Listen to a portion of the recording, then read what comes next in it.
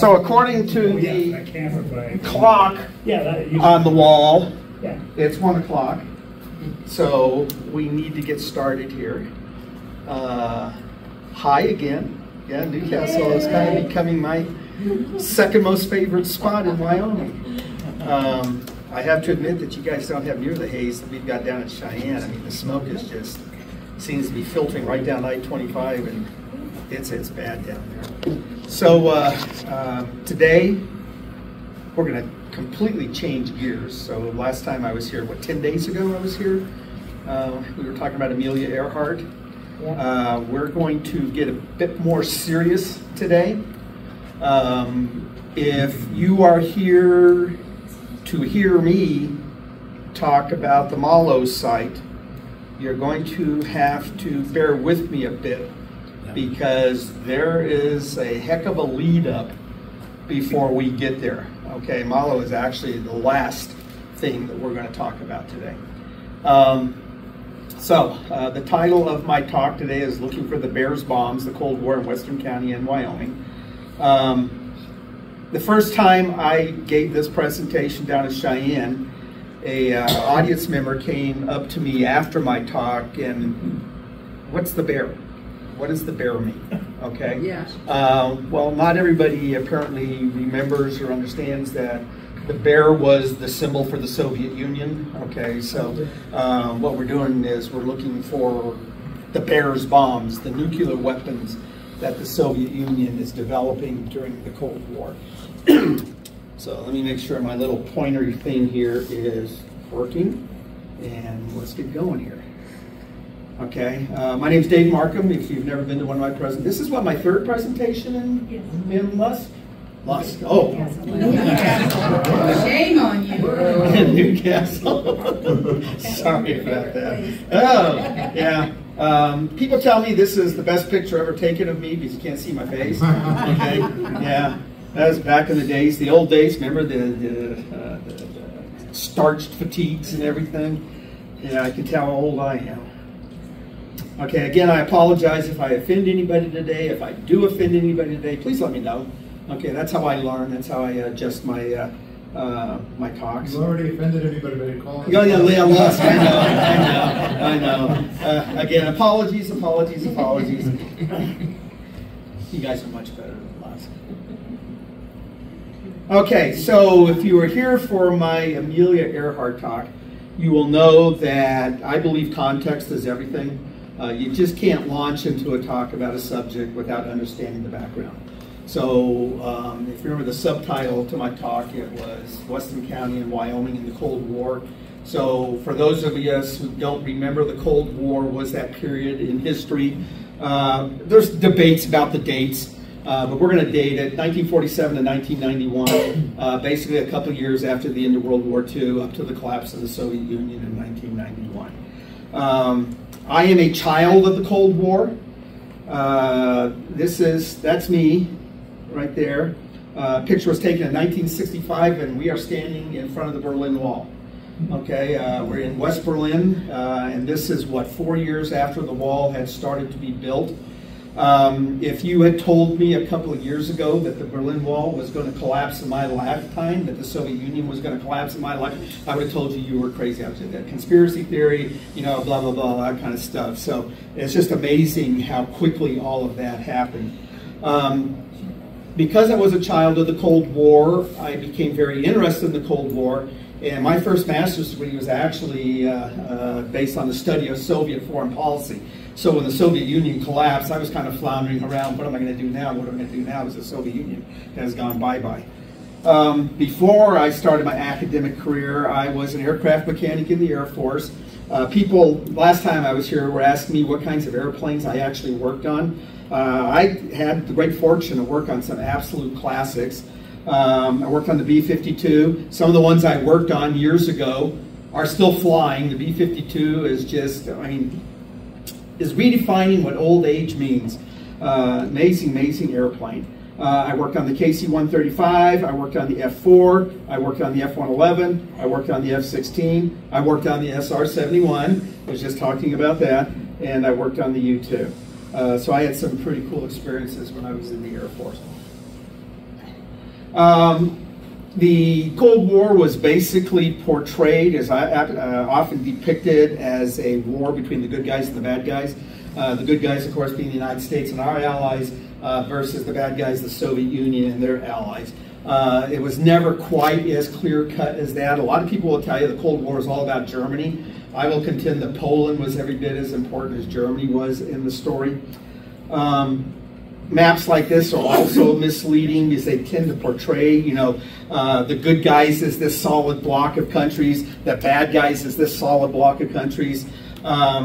We are still trying to come to terms with how much Russia and China hated each other during the Cold War, though we tended to portray them as being these hardcore allies. They did not like it. And did you know in 1968 they almost went to war? In 1968, Lenin and Brezhnev actually approached Richard Nixon and actually asked the United States, would you mind if we nuked China? Okay, so that's how strange things got during the Cold War. This Cold War is a very, very complex period in history. Did you know in 1919 the United States sent 2 armies to Russia to basically defeat the Bolsheviks? Yes, we actually sent 2 armies to Russia to fight the Bolsheviks. That was in 1919. And American soldiers died in Russia fighting the Bolsheviks. 2 years later, the Soviet Union had a horrible drought, and the United States was sending food aid to the Soviet Union to help them out. So 1919, we're fighting them. 1920, we're sending them food to help them out of their famine. The American Relief Administration, which was run by Herbert Hoover. This is an amazing picture. P-51 Mustang, one of the best fighters of World War II. This is a Mustang flown by an 8th Air Force ace during World War II. Look what's on the nose of the airplane. The sickle, the Soviet sickle. I mean, what's going on here? I mean, what's going on here? This is just a jarring picture. The pilot of this P-51, who had the hammer and sickle on his P-51 during World War II, a couple years later was flying F-86s in Korea, shooting down Russian airplanes. So the Cold War was an absolutely complicated period in history. What made it so complicated, of course, was the existence of nuclear weapons. Really changed the face of international relations as we understand them. Today, we know that 10 countries actually possess nuclear weapons. The United States and Russia, I'm still not used to calling it Russia. It's still the Soviet Union in my mind. The United States and Russia have by far the most. But China, the United Kingdom, France, India, Pakistan, Israel, North Korea also have nuclear weapons. Israel denies they have nuclear weapons, but we know they have nuclear weapons because they stole them from us. South Africa is interesting because once upon a time it had actually had nuclear weapons, but yet unilaterally got rid of them. It's the only country in history that unilaterally got rid of its nuclear weapons. So kudos to them. Nuclear weapons, of course, have made the world a very dangerous place. Putin in the Ukraine is constantly threatening us with nukes if we escalate our involvement there. North Korea is constantly threatening to launch a nuke against San Francisco.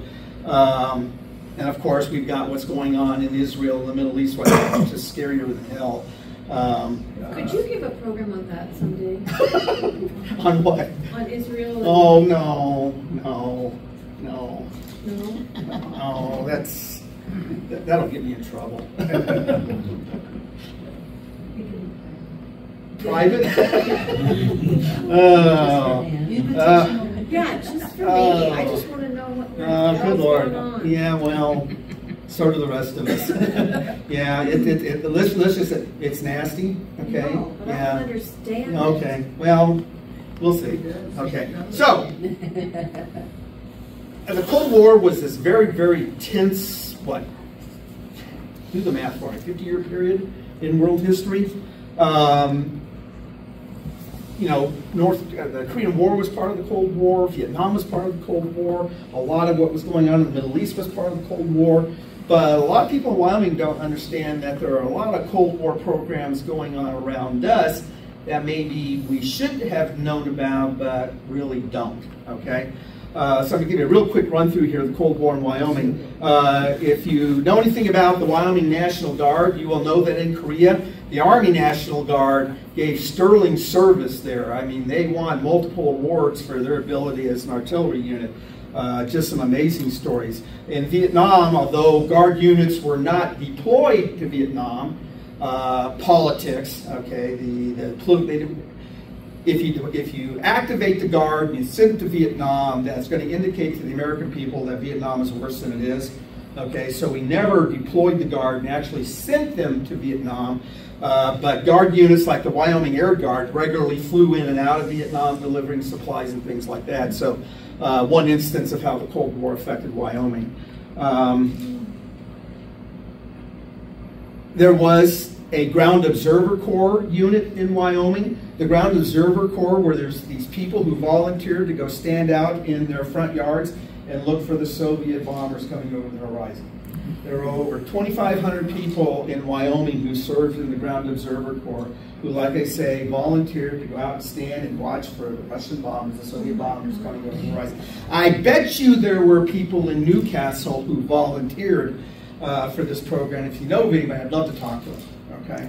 I've talked to people from other states, but I can't find anybody from Wyoming who actually. And I 2,500 people, and so what's that? What years then? Oh, no, it was active. Let's say 1950 to 1960. Okay. You guys are familiar with the big fire north of Sheridan at Dayton? Okay. Dayton has this old fire tower that during the 1950 to 1960 period that we're talking about was actually used by the Ground Observer Corps as an observation post to look for Russian bombers, Soviet bombers coming over the horizon. If you saw something strange, if you saw an airplane that wasn't where it was supposed to be, you sent that information to a filter center that was located in Casper. Their job was to actually filter that information to determine if a threat actually existed, and then they would call the air defense folks, and the air defense folks would generate fighters to go out and check things out. So another example of Wyoming and the Cold War. You're probably familiar with the early warning radar site up at Sundance. Was active from, 60 to 68. What's fascinating about this place is that it was the first time in history that a portable nuclear reactor was used to power an installation. So they actually sent this little bitty mini reactor to Ellsworth, to Rapid City, by air, and then transported it by truck up to Sundance, up to Warren Peak, and used it to power the radar site up there. The site doesn't exist anymore. There's a lot of foundations and stuff, but the nuclear reactor is still there, just chugging along. They're just going to let it burn out, which kind of has got me going, why don't they use that? It's so capable of generating power. Why aren't they using that to supply power to the? I don't understand. But if you've never been there, you actually should go up there. It's cool because they probably had the prettiest view in all the Air Force. Because if you look carefully. Is this the one that's at Sundance or down by Mallow? This is Sundance, okay? This is in Sundance. Well, it's not in Sundance, but it's on the peak above Sundance. Warren Peak, okay? Warren Mountain. It wasn't where their Air Force base was. What's that? There's a base there in Sundance. It's not close to it. Well, it's been closed since '68. But the old barracks and everything are still being used. And then, like you say, up on the peak, the foundation for the radar site is still there. But if you go up there, where it's at. That's not where it's at, right? This is not at the Air Force base. Yes, but this doesn't exist anymore. It's all been knocked down.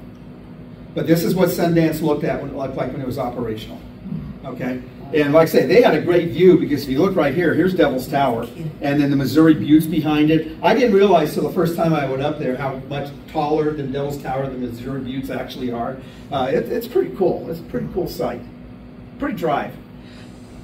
The Air Force ran what was called a radar bomb scoring system in the United States. They would set up electronic targets all over the country, and then B-52s would have to go find the target and bomb it electronically. At one point, those targets would put on trains. A radar bomb scoring site train sat in Newcastle, Wyoming for 6 months in the 60s. In fact, the gentleman who used to run your movie theater served on that train at one point in his career. Yeah, that name sounds familiar. Okay, so you had these targets that were put on trains that traveled all over the country. You had stationary targets. This one was down in Little America. You had a big stationary target out of Powell that had radars that again, the Air Force crews had to find these targets and they would bomb them. Yeah. Dave, are you familiar with, when I was a kid there at Lance Creek, in the mid-60s, planes would fly over and drop tinfoil, strips of tinfoil. Okay. And it was all over the range. Okay. All the time. Well, that was pretty rude then. You're not, Well, so I don't know anything about that, but my guess is that during World War II, tinfoil was found to be a very, very effective radar jamming technique, okay? And so what they may have been doing, they may have been flying an operation against a target somewhere and they were dropping tinfoil to try and...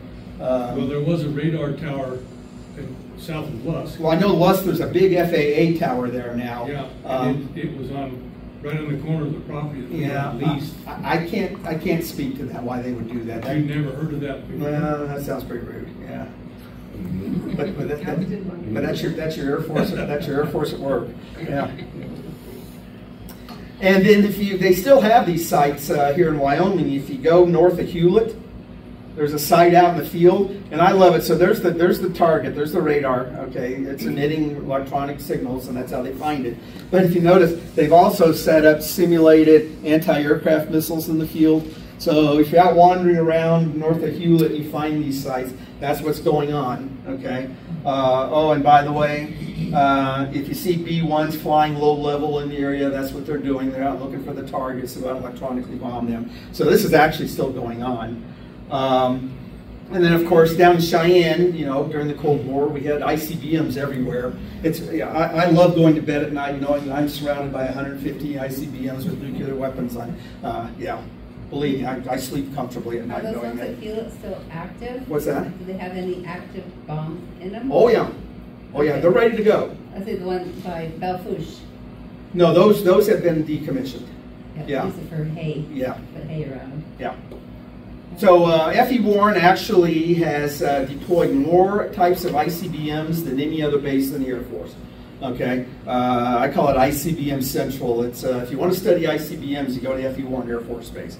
I don't know if you know this, but we're in the process of fielding a replacement for the Minuteman, and that's turned into an absolute mess. Okay.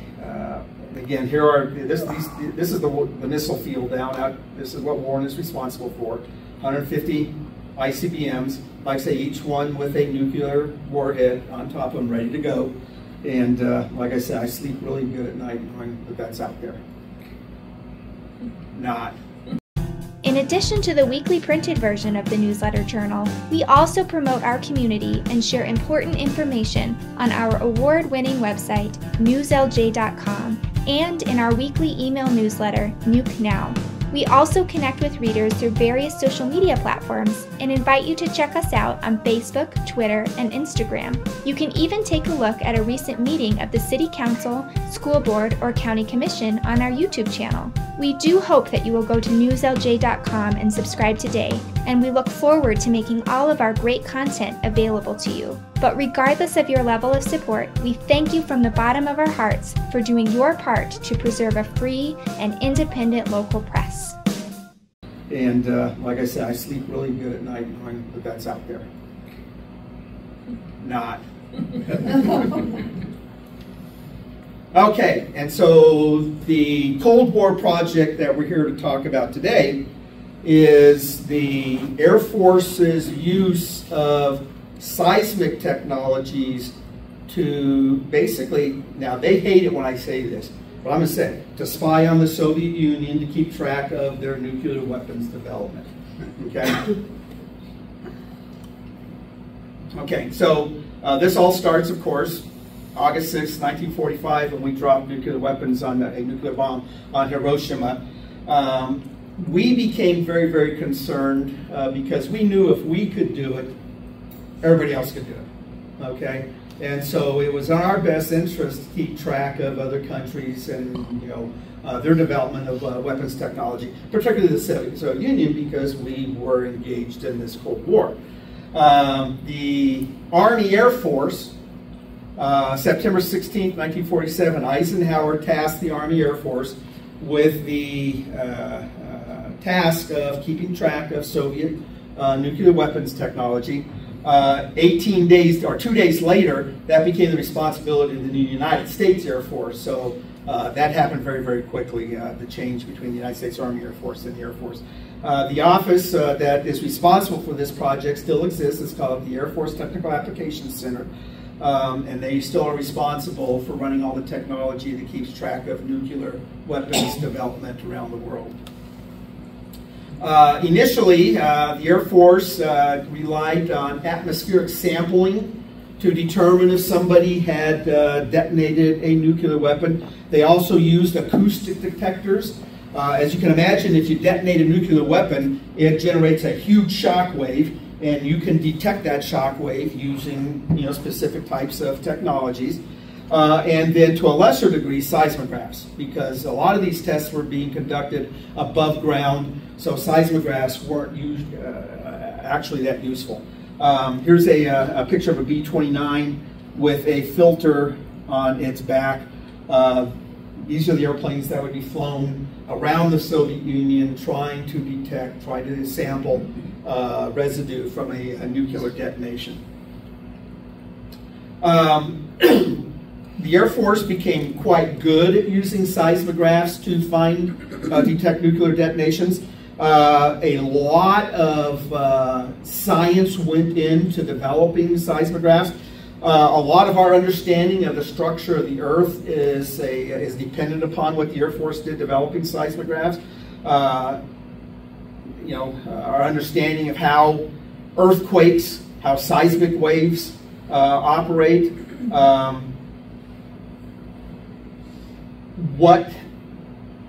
So an earthquake will produce a signature that is different from an explosion.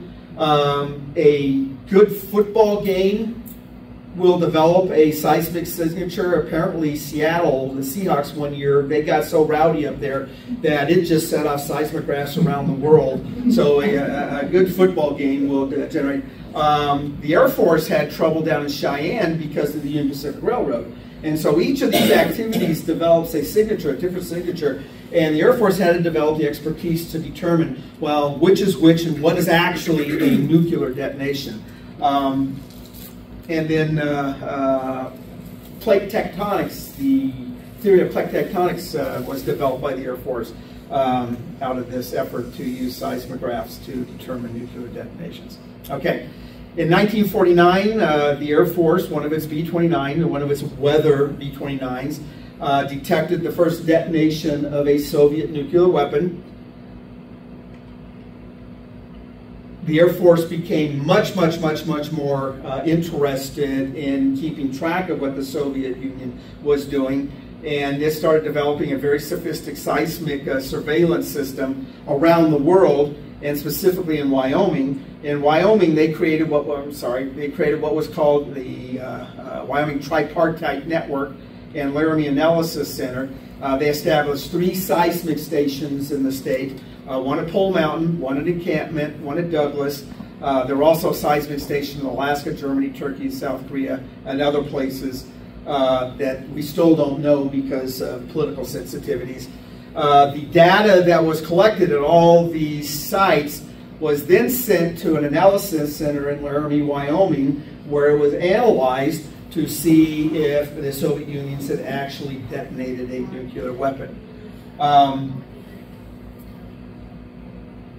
I'm going to jump ahead just real quick. No. Okay. So this is UW right after World War II. Okay. You had a lot of new buildings being constructed on campus to house people who were attending the University of Wyoming on the GI Bill. So if any of you attended Wyoming, University of Wyoming, and you remember the old Butler buildings, and you remember kind of the old crummy student housing, that was all constructed right after World War II to service all the people coming to the University of Wyoming on the GI Bill. The original Laramie Analysis Center was housed in one of the old Butler buildings on campus, okay?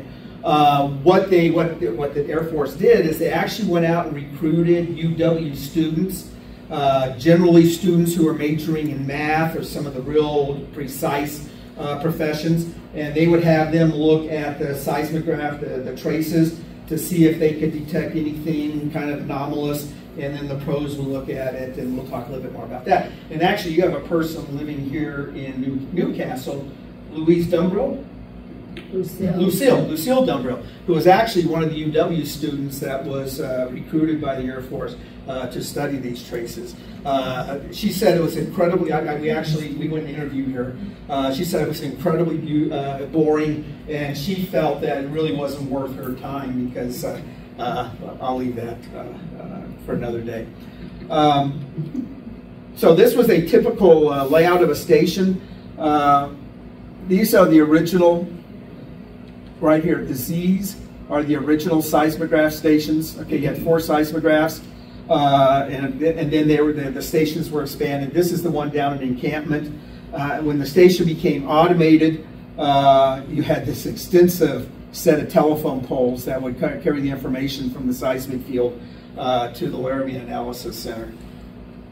And then to refresh your memories, the 3 seismic stations were Glen Rock at Encampment and at Pole Mountain just west of Cheyenne. And then all that information was fed to the Laramie Analysis Center in Laramie, which again, as I indicated, was originally located in one of the Butler buildings on campus. Nobody knew about this. It was completely top secret. Okay. And if you're not familiar with how a seismograph operates, this is what is called a trace. So, squiggly lines at the seismograph, will give you to indicate that something has happened. The students were taught to look for something that didn't conform to the way seismographs are supposed to operate, and then a person with more training would look at the trace to see if maybe something wasn't up. That information, if they did think that they found something important, that information then was sent to Washington, D.C., and then the decision would be made as to whether they're going to fly a U-2 over the Soviet Union to see if indeed a nuclear explosion actually happened. So if you guys are familiar with the story of Gary Francis Powers and the U-2 shoot down and all that business, you'll be glad to know that information from Wyoming actually was important to determining where those U-2s went, when they went, and what they were looking for. Okay. Yeah. Because I understand it, and maybe I'm jumping ahead of you, but what those seismographs were doing wasn't it not to detect underground nuclear testing? Yeah. Well, okay. So, yeah, you're kind of getting ahead of me. Okay. Okay. So right now we're looking at the development of the system. Okay. So the Air Force is developing the seismic system that they want to use to determine whether the Soviet Union is detonating nuclear weapons, okay? Right now, most of the testing, Soviet, American, British, French, Chinese, is occurring above ground. Okay, it's above ground or it's in the atmosphere, okay? And I'm okay. You kind of got ahead of things. I expected more oohs and ahs, guys. I mean, this was a big deal. U-2s flying over the Soviet Union, and you folks had a role to play. You should have been, ooh, ah, cool, yeah. Never mind. Okay. On August 12, 1953, the Wyoming Tripartite Network detected the detonation of Joe 4, you like that, Joe 4, after Joseph Stalin, their first thermonuclear hydrogen bomb. I talked to a guy that was saw these traces, and this just shook them. They were just all excited. They couldn't believe it. Because this was happening because our intelligence, in 1949 when the Soviets exploded their first A-bomb, that shook us up because that was 5 years ahead of plan. We knew that people could develop nuclear weapons. We knew that, okay? But we were convinced that the Soviets, that's the Soviets, they're behind us. And when they did like 5 years, that really shook people up. Of course, we forgot the fact that Russian physicists are some of the best on the planet. Russian mathematicians are some of the best on the planet. But never mind, they weren't going to build a bomb that quickly. Okay. So, you guys, I'm looking around the crowd, and most of you remember the 50s and the 60s, what it seems like every week somebody's exploding a nuclear bomb. Exploding nuclear bombs, exploding nuclear bombs. It kind of became, you know, yeah, like a baseball game. Somebody exploded a nuclear bomb. What was the score? Okay, cool. We had a test. It was called, it was Operation Castle, Shot Bravo, that really scared the hell out of people. It was our first hydrogen bomb, and it did so much better than it should have. It really shook people up. Spread all these nuclear weapons tests were spreading nuclear radiation all around the world, and there was a lot of concern that this nuclear radiation was getting into the milk supply. You guys might even remember that debate, okay? That all this nuclear radiation was getting into the food supply, and all of a sudden you start getting pushback about all this nuclear testing. Okay, this nuclear testing is getting out of hand, blah, blah, blah, blah, blah. We need to kind of get a handle on this.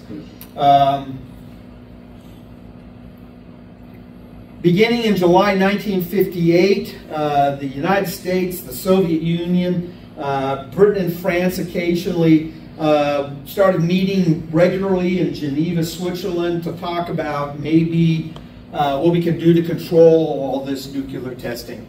Long story short is that the Cuban Missile Crisis comes into play here, which really scared the hell out of people.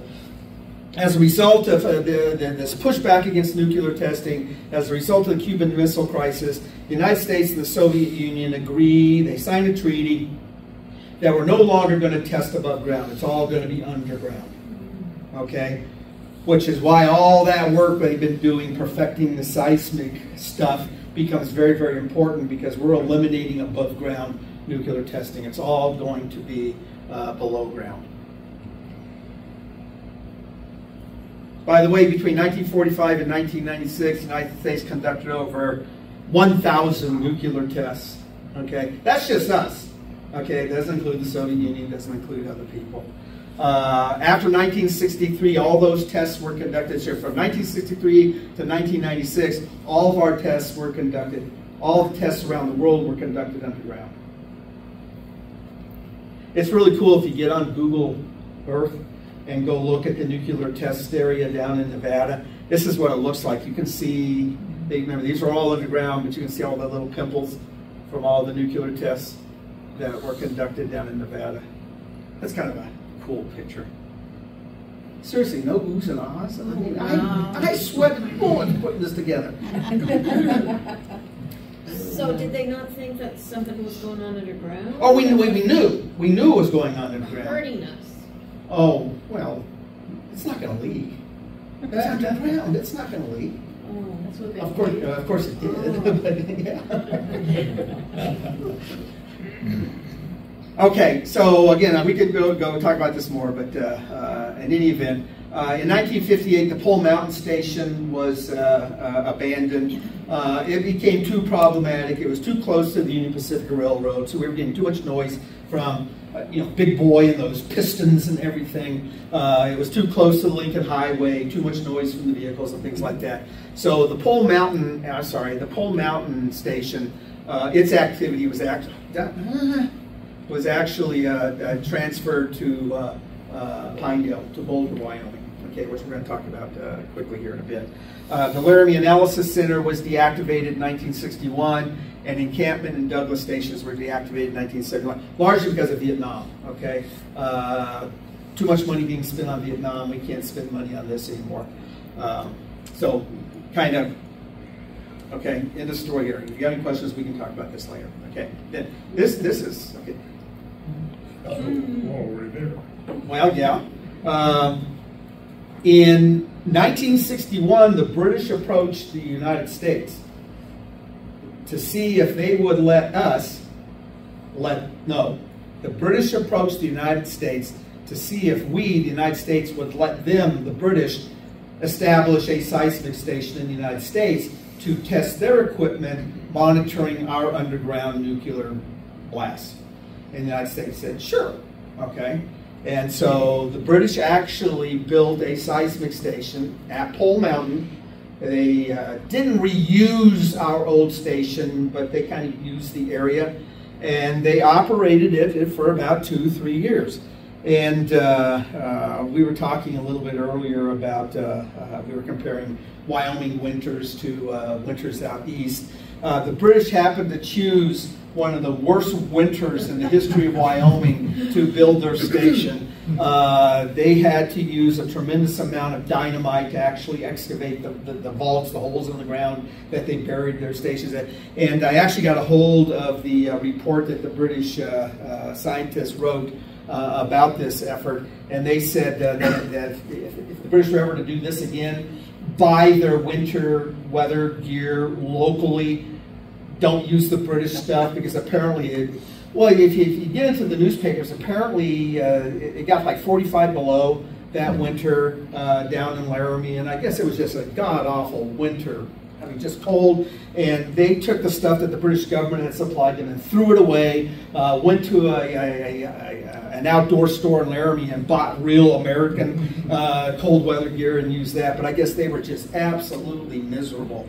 So when they're doing this in Wyoming, are they doing it other places? Nope. No, just here. Okay, so what they were doing is they were testing their equipment. Yeah.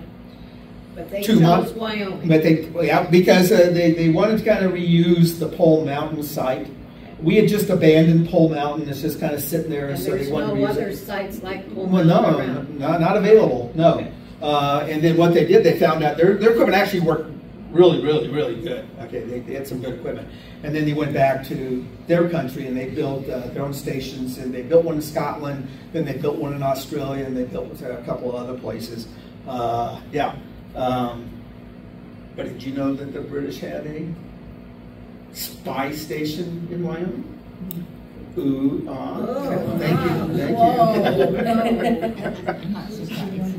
The new store.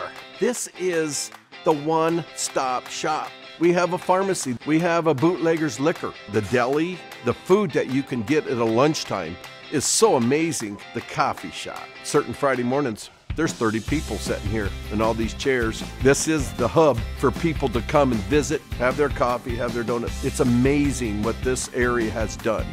Totally amazing.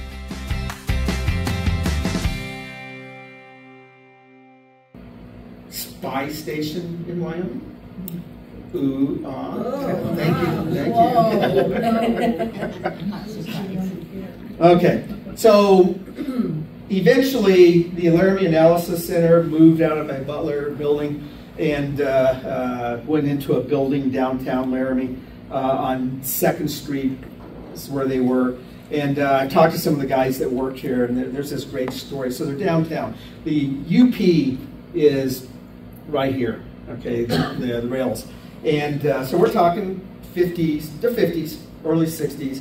And Laramie apparently had an active red light district, okay, because you had the railroad, okay.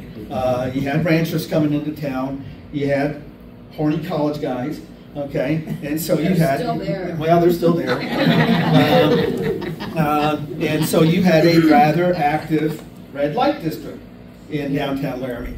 And this guy was talking to me, and I was asking, what's the strangest thing that happened to you? And he says, oh, one night, I mean, it's like 2 o'clock in the morning, and we're up there, we're looking at our traces, and we're doing real serious, spy stuff, blah, blah, blah, and all of a sudden, bam, bam, bam, bam, bam, on the front door. And, nobody's supposed to know we're here. The lights are dark, okay, shh, okay, don't go away. Bam, bam, bam, bam, bam, bam, bam. Bam, bam, bam, bam, bam. So finally they give up and they go open up the door. What do you want? There's a drunk cowboy standing there. Is Sally here? I'm looking for Sally. So he was looking for a prostitute and just happened to was going down the street just banging on doors, seeing if Sally was there to provide her services. So, yeah. That's your United States government at work, folks. So you can wander around Pole Mountain and you can still find remnants of the station. It's not great. It's a tight picture. You can see this is a man-made mound, and that's the earth that they piled around their seismographs to isolate or insulate the equipment from wind and critters and things like that. There's the hole that you could actually reach in and pull the traces out of the ground. There's remnants of the telephone poles that were used for the transmission lines. This is the remnants of a British vault, part of the British station up at Pole Mountain. I'm such a geek. I wander around this beautiful forest looking for old foundations to take pictures of.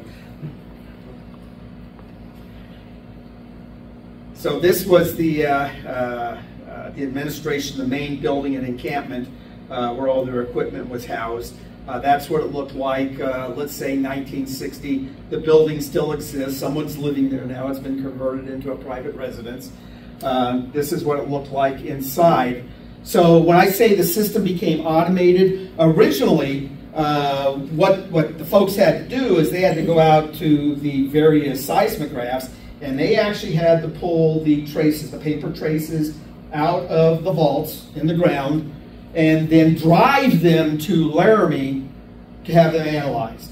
And folks say that during the wintertime, you're talking about they had to drive from encampment, they had to drive from Glendo Douglas, they had to drive from Pole Mountain to Laramie, and I guess in the wintertime, this got really hairy, okay? You know what driving in Wyoming is like.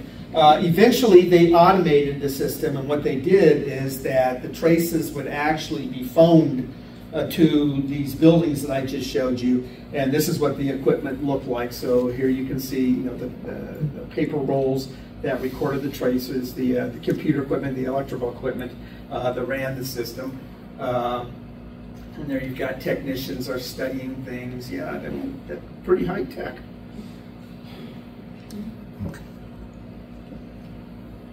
And there they are working on the transmission poles. This is a good day. That's a not so good day. Oh, man. Oh, yeah, seriously. I mean, you gotta love being in the military in a place like Wyoming, I'll tell you. So again, in the wintertime, they had to have the vehicles to get them back and forth. So in encampment, they had a snowcat.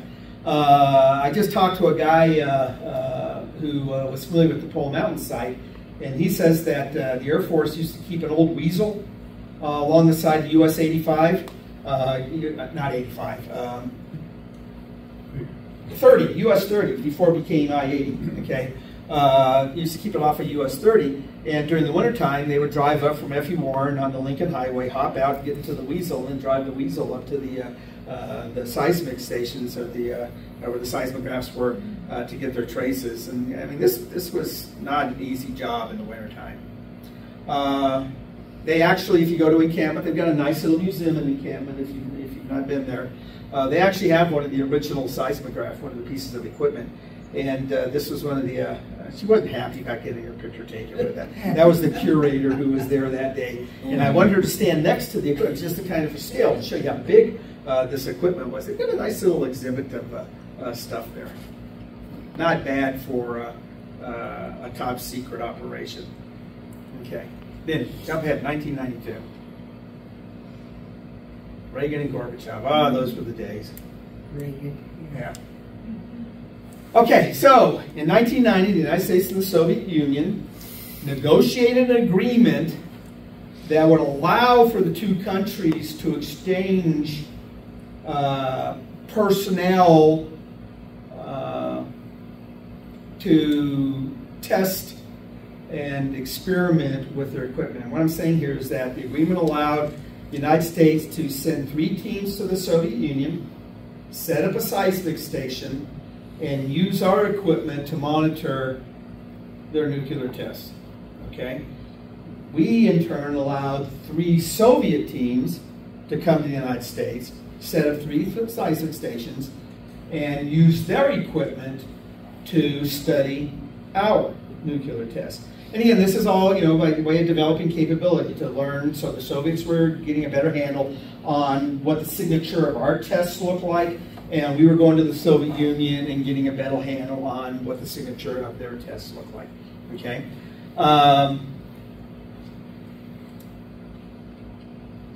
One of the sites here in the United States was up here at Malo. Okay, so the United States allowed the Soviets to use an existing U.S. Geological Survey seismic station up here at Malo. The Soviets brought their own equipment to the United States, installed it at Malo. We provided them with facilities to live in. What's that place called now? You guys actually are using it as a recreation. What's the building called? Malo Camp. Well, as a Malo Camp. Okay, so Malo Camp was actually the building that was built to house the Soviet scientists that were working at the Malo site. Did they build that up on top? Didn't they? Well, the seismic station was up on top, but I thought that's where the one that burned down. It was the hotel that Yeah. the side of the hotel is where they set up to live in. Right. No, hold on. I'm not sure what you mean by up on top. Hold on. Well, you don't go So down here- the road down into Malo Camp. It's up on When top. he's hearing up on top, he's thinking of the seismic station, which is actually in South Dakota. Right. So About here's 5 miles actually, away. I got this from Google Earth, okay?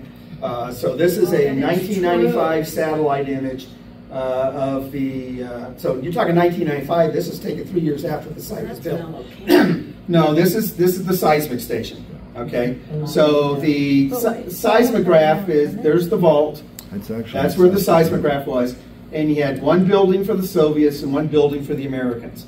They were keeping an eye on each other, okay? Okay? And then I was told that this is where they lived when they weren't at the seismic site. That's the motel. That's the motel. Yes. Okay, so this was built to specifically to house the Soviet scientists and the Americans who were keeping an eye on the Soviet scientists. Okay, okay, Yep. and so this was also. I think this is what Google does by caching, by preserving some of these old images. This is good because this is. Hold on. Where did I go?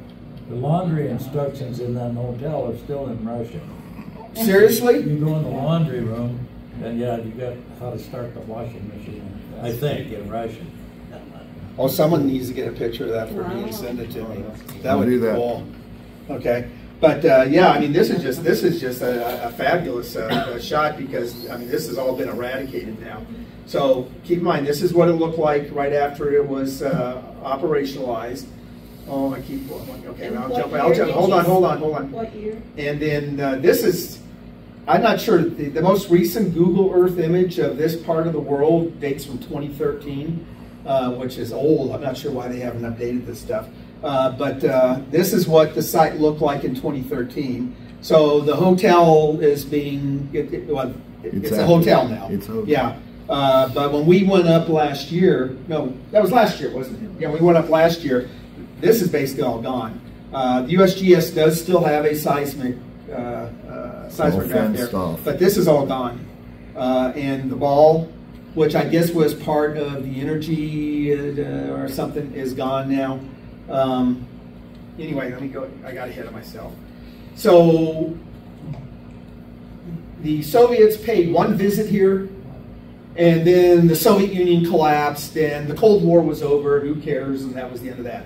Okay, so it was a lot of work for nothing. Yeah, but before the Soviets left, because Newcastle is such a welcoming community, you actually had a going away party for them. And so these are the five Soviet scientists who were here in the area, spying on us in open. Okay, and I wish Walt was here because yeah, this guy was a KGB colonel.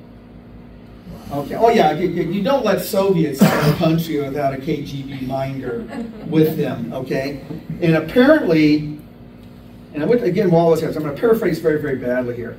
Apparently, she was quite the hottie, and she and one of the Americans got rather close. Okay, and From Newcastle? no. One of the American men. Not that Newcastle men are very, very attractive, but made him, I guess, a bit antsy that she was involved with it. So you gotta love it. You gotta love it. So anyway, you know, I'd like to say that there was more to say about Malo, but I mean, really it was pretty exciting. You know, this is pretty cool. But it was just a one-time good deal in the story. But when we went up last year, the folks were telling me that when they built the hotel, I mean, it was specific. It was specific about what color paint was going to be used, what kind of screws were going to be used, what kind of window screens were going to be used. I mean, it was absolutely detailed how this thing was going to be constructed. And so, yeah. And yeah, seriously, if that's true, I'd love to get a picture of that. I will go and get that for you if I can. Yeah, that is. I've got one in my cell phone, which is at home right now. Okay. Well, if somebody, I just took it about 3 weeks ago. Somebody maybe needs to, if you can, go out there and make sure that's being preserved. Do you go through Malo to get there? Yeah. To go in there? It's a beautiful drive. Oh, absolutely gorgeous up there. So this is not. This is. That's what it looks like now. Yeah. Well, no, not really. Okay. Pretty close. This is from a couple of years ago. So this is the USGS the seismic vault. That's what's underground. Pretty crummy looking. That's the ball that was used to produce energy somehow. I mean, this is just looks like a telescope. But all this stuff, that's gone. The ball's gone. I know that because last year we went up there. Yeah. So remind who's this? Wilbur Lease. That's Wilbur Lease. Wilbur. And the BLM guy. Yeah. Oh, Lucas. Yeah, Keeler. Lucas. Okay. And that handsome guy's me. Okay. So we went up last year to check it out. And this is what it looks like now. So it's been kind of. So the fence is gone. Yeah, there's actually a seismograph there, but it's completely grown over. Yeah, it's kind of messy looking. Yeah. And there's what you guys call the hotel. I'll call it the barracks. The barracks.